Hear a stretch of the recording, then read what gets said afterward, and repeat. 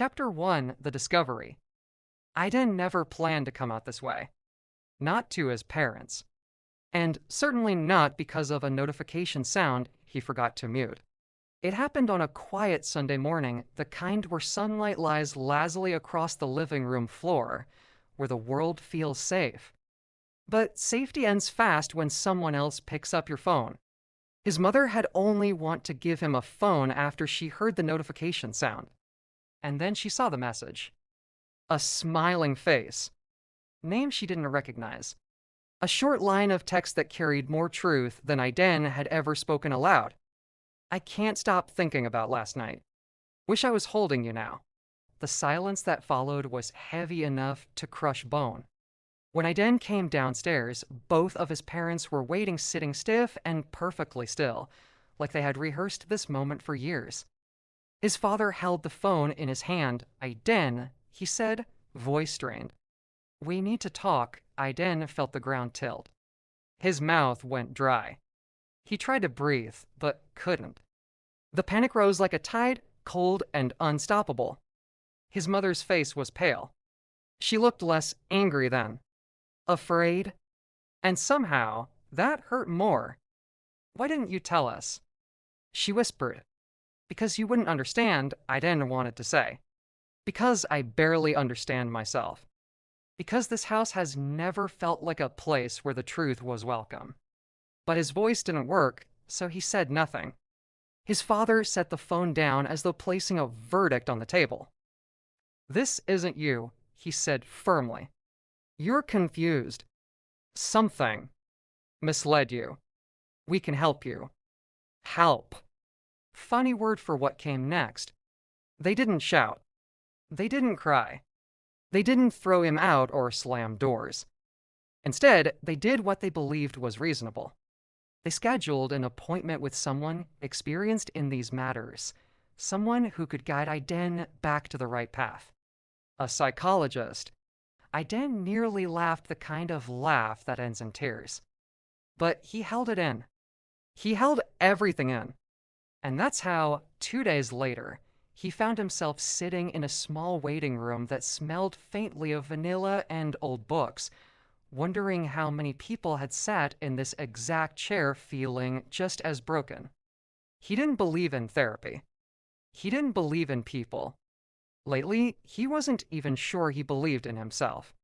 Aiden stared at the carpet pattern until it blurred into nothing, counting the seconds until he could escape. The office door opened with a soft click. A man stepped out. Tall, composed, early 30s, dressed in a charcoal gray suit that looked a little too gentle for someone who fixed problems. Warm eyes. Calm voice.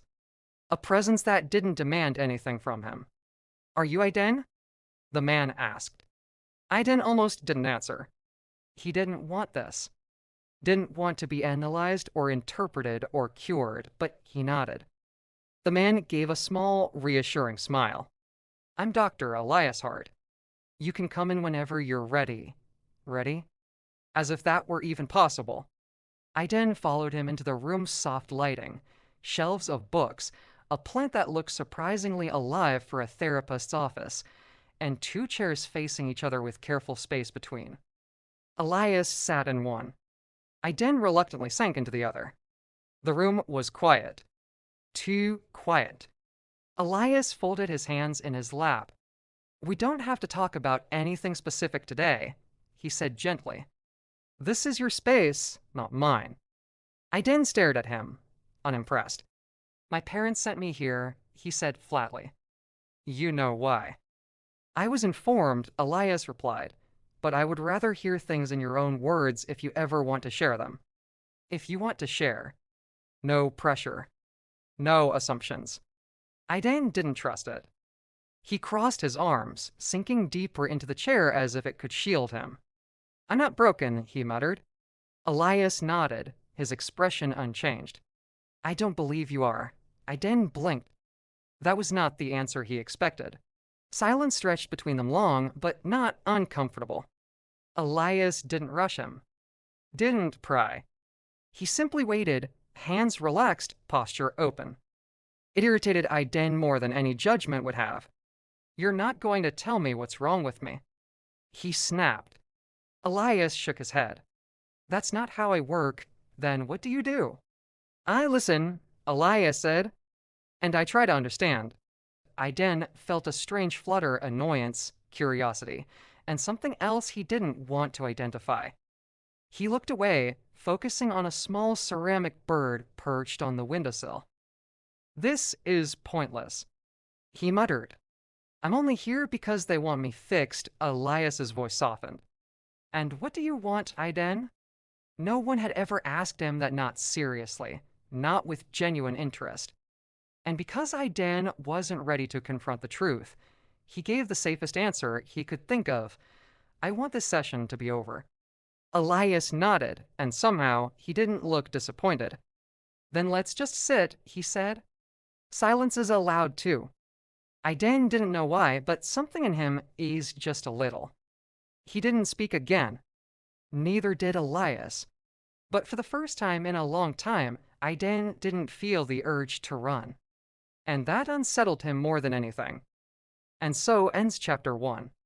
With Aiden forced into therapy and Elias entering his life, the first threads of something dangerous and undeniable begin to form. When their paths cross again, nothing will be the same. If you enjoyed this chapter, remember to like and subscribe, so you won't miss Chapter 2 when it releases.